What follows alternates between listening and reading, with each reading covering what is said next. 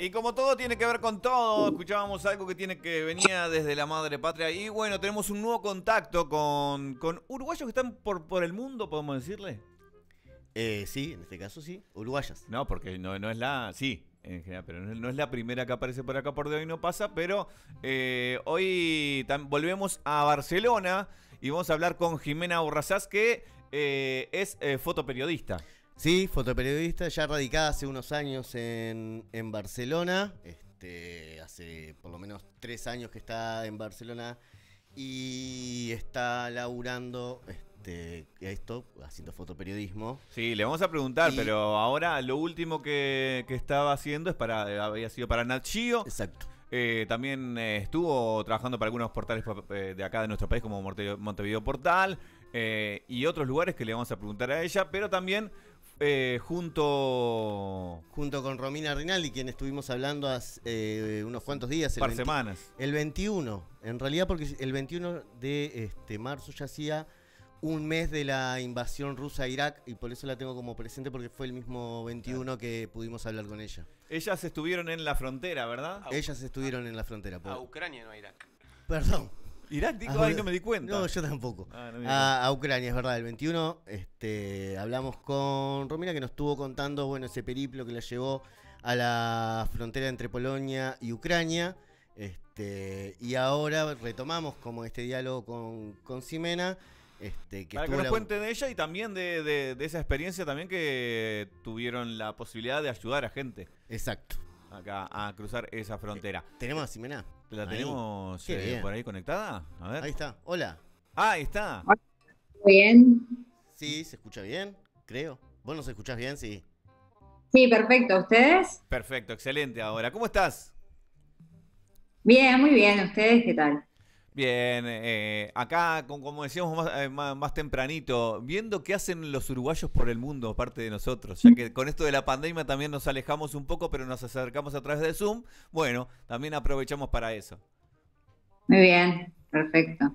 Hablábamos un poquito ahora en el arranque, presentándote de tu trabajo como fotoperiodista, pero ¿habías estudiado acá en Uruguay antes de irte? ¿Habías hecho un curso, puede ser? Sí, hice un curso de edición de imágenes y otro de fotografía en Casa Arbus, que es una escuela que está ya hace un tiempo. Y bueno, ese fue el único curso que hice así de fotografía en Uruguay. Yo había estudiado otras carreras, estudié marketing y relaciones públicas, nada que ver.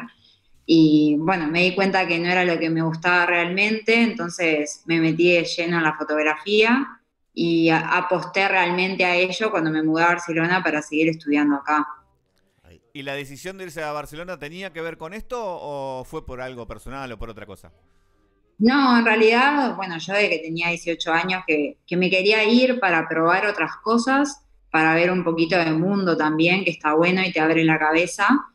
Y, y la fotografía fue un poco una excusa, la verdad. Busqué un curso y bueno, me encantó y dije, me voy, chao. Perfecto. Y allá te seguiste perfeccionando. Sí, acá hice un curso en una escuela que se llama Aula Foto, que es un curso de un año de duración, en donde podés llegar sin saber nada de fotografía. Yo tenía una base de Casa Arbus, pero había gente que nunca había estudiado. Y básicamente los primeros meses aprendés a usar una cámara y bueno, después vas entrando como en la técnica, ves iluminación, ves fotografía analógica, aprendés a revelar carretes, etcétera. Y bueno, ya salís con un dominio bastante bueno de ahí. Claro. ¿Y el camino hacia el fotoperiodismo por dónde viene? ¿Cuándo decidís como ese camino dentro Esa de la rama, fotografía, ¿no? Bueno, en realidad, cuando yo entré en esta escuela de Barcelona, me acuerdo que el primer día le dije a mi profesor que yo solo quería hacer paisajes, que a mí no me diera nada de retratos con personas, ni cosas extrañas, que mi sueño era que me publicara National, pero algún paisaje como un atardecer, una montaña, etcétera. Y la verdad es que cuando, bueno, o sea, empecé como a tocar tema retratos, dije, opa, esto me gusta, y empecé a profundizar más, y mi profesor siempre para, como ves la teoría en la clase, pero esa teoría hay que ponerla en práctica, y nos hacía hacer trabajos de campo, Y bueno, tocaba hacer trabajos de campo de retrato, entonces lo que hice fue un día, agarré la cámara y salí a caminar por las Ramblas. Y justo en esa caminata veo a un hombre que tenía una mirada que me llamó mucho la atención y me acerqué a él y era una persona sin techo. Y bueno, o sea, hablamos un poco y le pregunté si le podía hacer una foto que era para un trabajo de clase, me dijo que sí y ahí empezó todo. Increíblemente después vamos a hablar un poquito, vamos a profundizar un poquito más. Vos tenés también un trabajo sobre gente sin techo, que va a estar en publicación dentro de poquito, pero eso lo vamos a hablar en un ratito nomás. Antes de eso, justamente como estábamos hablando del comienzo, para la gente que no tiene idea, ¿cómo se les puede explicar a la gente lo que es el fotoreportaje? Bueno, es básicamente mostrar diferentes realidades. O sea, yo como que hago un mix, no soy exactamente fotoreportera, me identifico más con fotografía documental y hay dos diferencias básicamente. La fotografía de reportaje es eso mismo, o sea, informar, y la fotografía documental va un poquito más allá, o sea, involucrarte más a nivel humano con las personas que estás retratando. Y bueno, o sea, considero que es como un mix lo que yo hago entre fotoreportaje y fotografía documental. Claro, es como la realidad, que capaz que fotoreportaje sería más de la actualidad del día a día de los diarios, ¿no? Exacto, exacto. Perfecto. Sí. Y hablemos un poquito de después vamos a hablar de estos dos trabajos que hablamos, pero antes que eso, de lo que hablábamos al principio también, de que ya estuvimos hablando con Romina, de este acercamiento que fueron a la frontera, ¿cómo surgió la idea? ¿Qué fue lo primero que te impactó? Bueno, en realidad yo venía siguiendo este tema desde antes que estallara la guerra. Me gusta mucho mirar la Deutsche Welle, que es un programa un canal de noticias alemán. Ujú. Sí, Y siempre la televisión sí, pública alemana. Claro. sí. Y bueno, siempre lo veía todas las mañanas a ver en qué estaba la actualidad del tema Rusia-Ucrania. Y cuando estalló la guerra tenía como una voz interior que decía, tenés que ir, tenés que ir, tenés que ir. Y bueno, no me animaba a ir sola, obvio, entonces lo que hice fue buscar fotógrafos que quisieran ir conmigo y conseguí rapidísimo, increíblemente. Y bueno, en un principio eran 4 fotógrafos y al final uno se bajó, entonces me quedaba un lugar libre y en ese interín conocí a Romy por un proyecto con el que colaboré de una chica uruguaya que tiene un proyecto social en donde entrevista a personas por la calle y con Romy ya había pautado ella una entrevista porque la conocía y bueno, justo cuadró de que yo le hice una foto a Romy y después nos fuimos a tomar un café para conocernos un poco más y no sé cómo surgió el tema, la verdad, de que yo me iba a Polonia y ella me dijo, ay, me muero por ir, me encantaría ir, me muero por ir, pero me da miedo el sol. Y yo, bueno, vente conmigo, me sobra un lugar. Y así fue. Cuando hablas de te sobra un Qué lugar, casualidad. era un lugar en el auto. O en una Sí, camioneta. Ahí va, bien. Claro, no era que era un viaje pagado por Nachío, Era, por ejemplo, era un lugar. me sobra un lugar, de verdad. Es tipo, voy pa Polonia, si querés te arrimo. Una, literal. Sí, sí. una cosa así. Y cuando llegaron, por ejemplo, cuando llegaste vos, ¿qué fue lo primero que te llamó la atención, que te impactó? ¿Cómo tenés, qué impresión tenés de esa primera llegada? Mira, nosotros volamos de Barcelona a Cracovia y ahí agarramos el auto y fuimos hasta América, que es el pueblo que fronteriza con Ucrania. Y llegamos de noche, habremos llegado sobre las 7 de la tarde, bueno, de noche, es de tarde, pero es de noche, ya no hay luz. Y me acuerdo que me impresionó ver a todo ese éxodo de personas bajo el alumbrado público, como muy tétrico toda la situación. Y me acuerdo que lo vi y me impactó un montón. Con Romy nos mirábamos, era como contener las lágrimas, porque una cosa es verlo por videos o por fotos y otra cosa es estar ahí y verlo por tus propios ojos. Sí, Y además, me acuerdo que, sí, no, decime. pensando en esto de que como de este lado del hemisferio y en este lugar, ¿no? Apartado, que no tenemos un contacto con el No, claro. conflicto tan cerca, ¿no? O sea, Hay lugares que eh, están más acostumbrados, y digamos, claro, lamentablemente. pienso a alguien en, yo qué sé, en los retenes que hay en Cali o que vive toda una vida de convulsionada o que hubo hasta hace poco, ahí a un uruguayo que está, yo qué sé, no tenemos ese tipo de cosas y encontrarte con eso también es otro mundo, ¿no? Por lo Sí. menos a mí me pasaría, no tengo ni idea de cómo es una guerra y las cosas que desata, ¿no?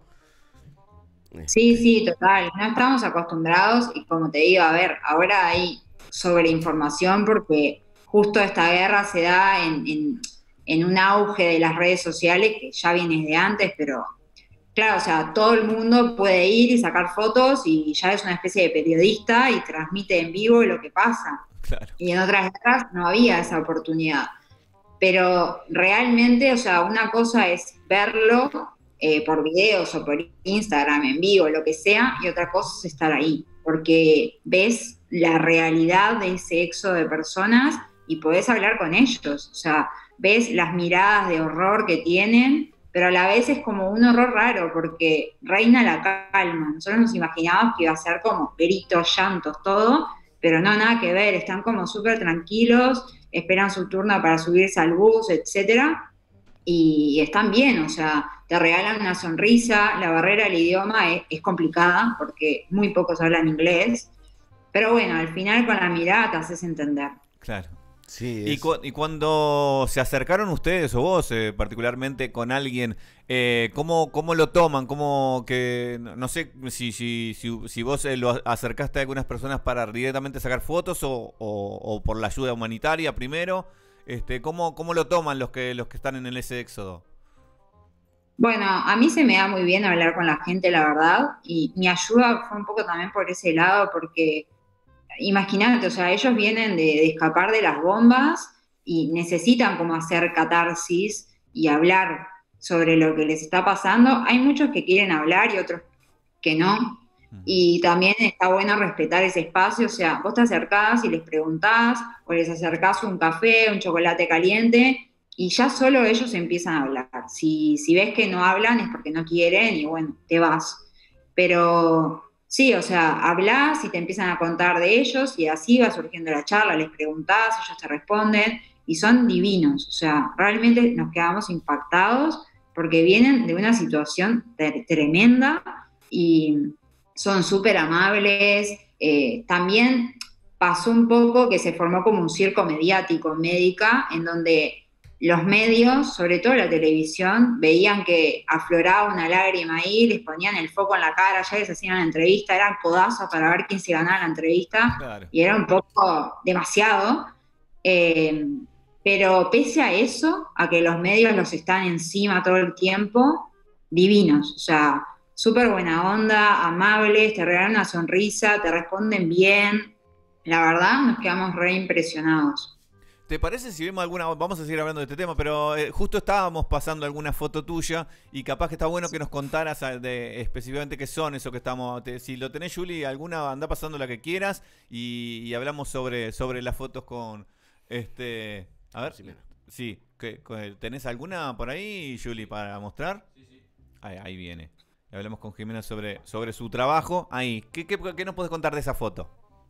Bueno, esto fue un día por la tarde-noche que fuimos a la estación de Chesmisil, que vendría a ser como la ciudad más grande antes de la frontera. En realidad, lo que fronteriza es Médica, pero es un pueblo, como si te dijera el Chuy, por ejemplo. Ujú. Y esta es una ciudad más grande, donde tiene una estación de trenes, donde salen trenes, entran trenes, buses, todo es como, tiene más infraestructura. Claro. Y eso fuimos a la estación y estaba lleno de refugiados, de trenes que llegaban con refugiados y también de trenes que se iban a Ucrania con gente que se arrepentía y que Y quería volver volvía. a, Ah, a defender.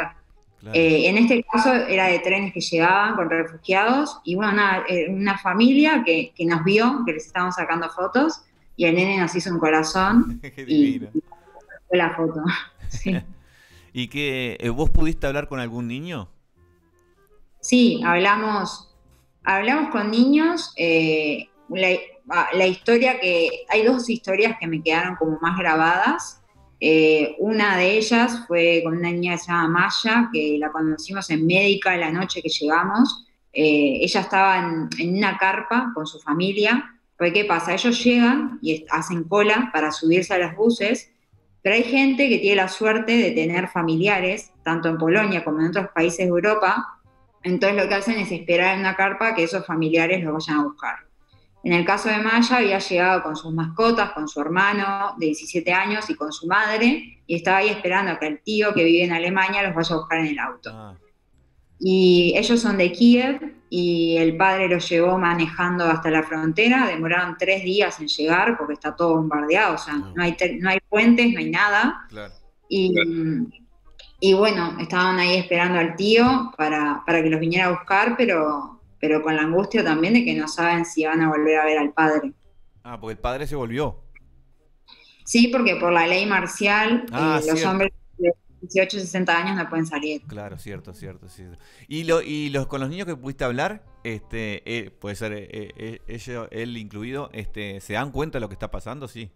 Sí, no sé. Sí, se dan cuenta, a ver, los que son más chiquitos, obviamente que no son conscientes, ves un montón de niños, nunca había visto tantos niños en mi vida, porque ahí ves bebés, lo que ves son madres con niños chicos o grandes, hasta 17 años, pero adolescentes no vimos tantos. La verdad es que vimos más niños entre bebés de meses hasta niños de unos 10 años, por ahí es lo que más predomina.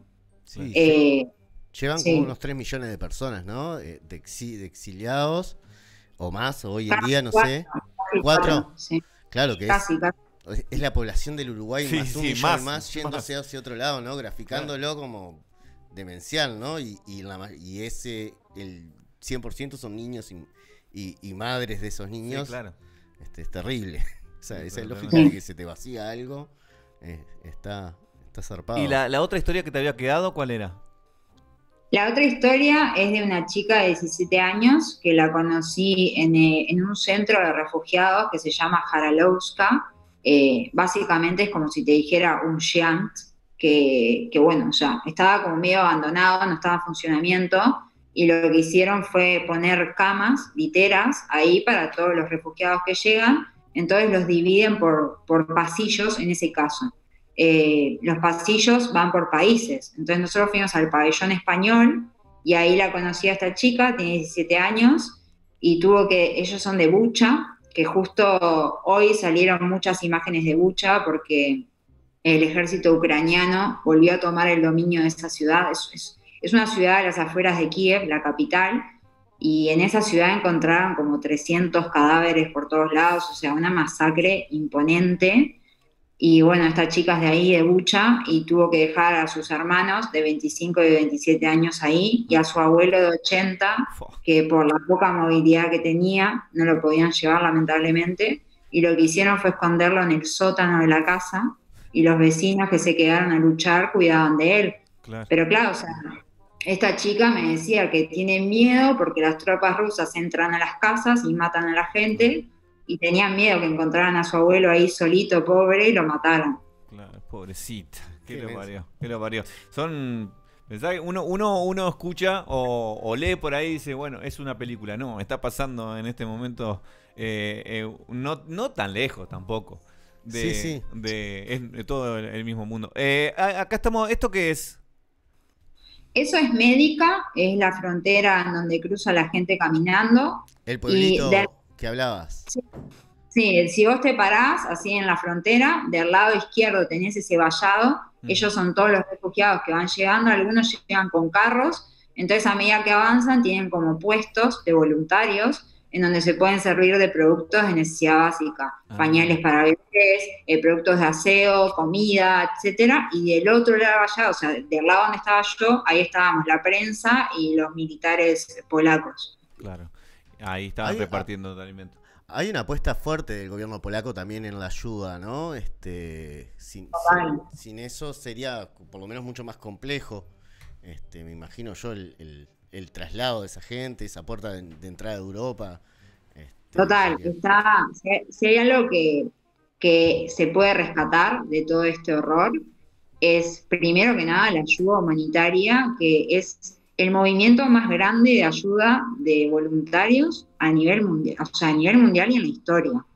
Nunca se registró una movilización tan grande de voluntarios.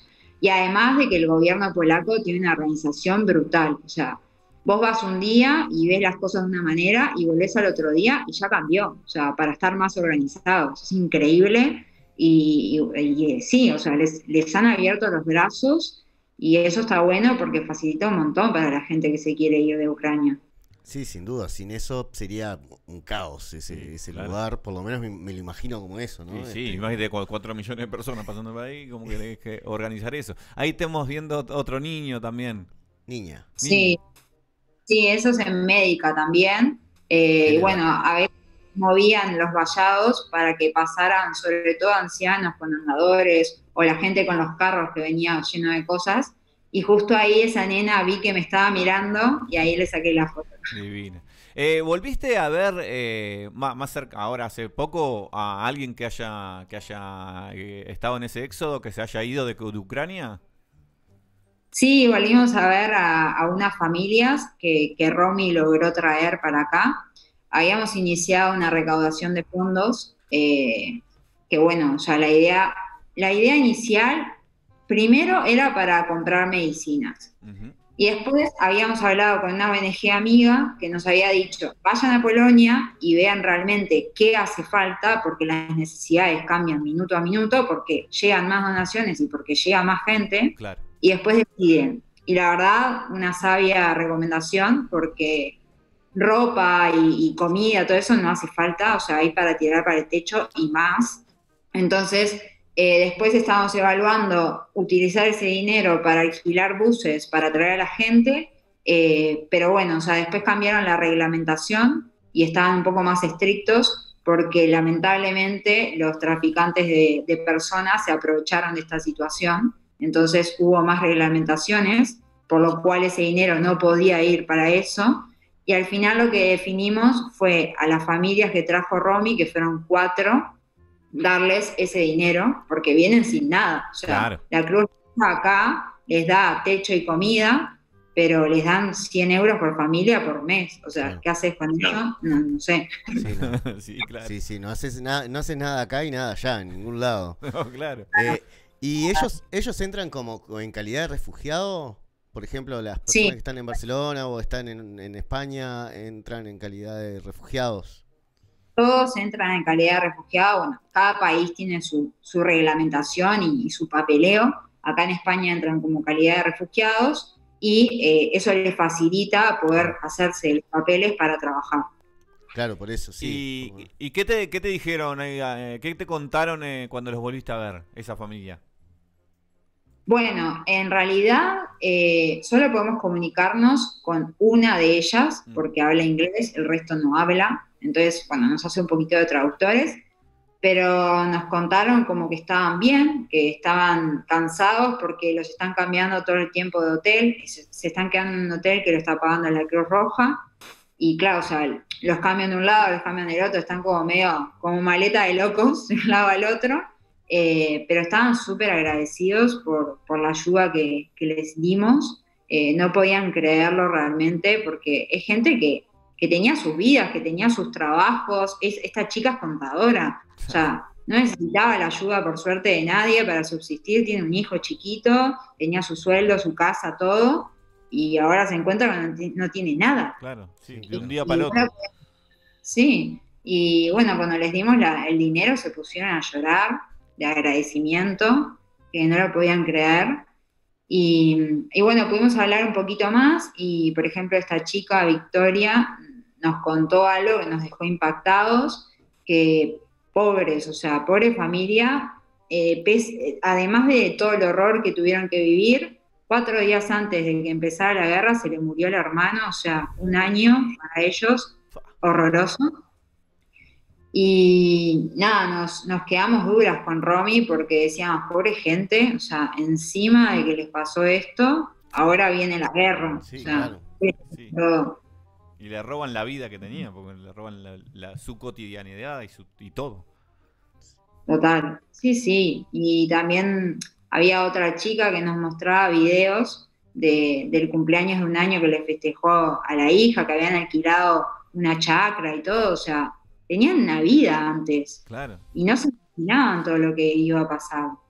Y ahora, claro, se encuentran en un país donde no saben el idioma, donde no conocen a nadie y no saben qué va a pasar con ellos. Claro, sí, sí.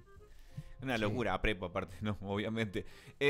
Lamentablemente nos estamos quedando con poco tiempo. Igual quizás más adelante podamos volver a tener otra llamada y hablar un poquito más de todo. Pero queríamos también que nos contaras un poquito de tus trabajos de estos que hablábamos que van a ser publicados dentro de poco. Sí, bueno, hace como un año y medio empecé un proyecto a raíz de esto que les contaba antes, de que iba caminando por las Ramblas y vi a este hombre sin techo. Es un proyecto de personas sin hogar del barrio gótico, ya llevo como 70 retratos hechos, entonces lo que hago es sacarles la foto y contar la historia de ellos en mis redes, en mi Instagram, y el objetivo de este trabajo es un poco derribar el mito de que los que están en la calle es porque son drogadictos y roban y les gusta estar ahí. Entonces es un poco eso, o sea, mostrar que nos puede pasar a cualquiera, que nadie está libre de eso y que bueno, que no hay que dar todo por sentado, que capaz que el que está en la calle, en la esquina, tiene 2 títulos universitarios. Está buenísimo el trabajo. Entonces, ¿lo podemos ir viendo en tu Instagram? Sí, claro, en mi Instagram hace, bueno, ya tiempo que voy publicando las fotos y además en poco va a salir un libro que se llama Los fantasmas del gótico, que si todo va bien en un par de meses va a estar en Uruguay. Excelente, excelente. Entonces ya vamos a estar atentos para conseguirlo y para avisarle a la gente también. ¿Cómo es tu Instagram? Borrazás fotografía. Borrasás fotografía, con Z al final, ¿verdad? Bien, ZS. Perfecto, excelente Jimena. Bueno, muchísimas gracias por este contacto. Estuvo buenísimo todo lo que nos contaste porque obviamente es una realidad que está pasando en este mismo momento, pero está un poquito lejos. Quizás no, siempre está bueno tenerlo alguien que estuvo ahí de primera mano. Hay mucha cosa que quedó por hablar. Quizás podamos tener un segundo contacto dentro de poco. Bueno, gracias a ustedes. Chao, chao. Chao.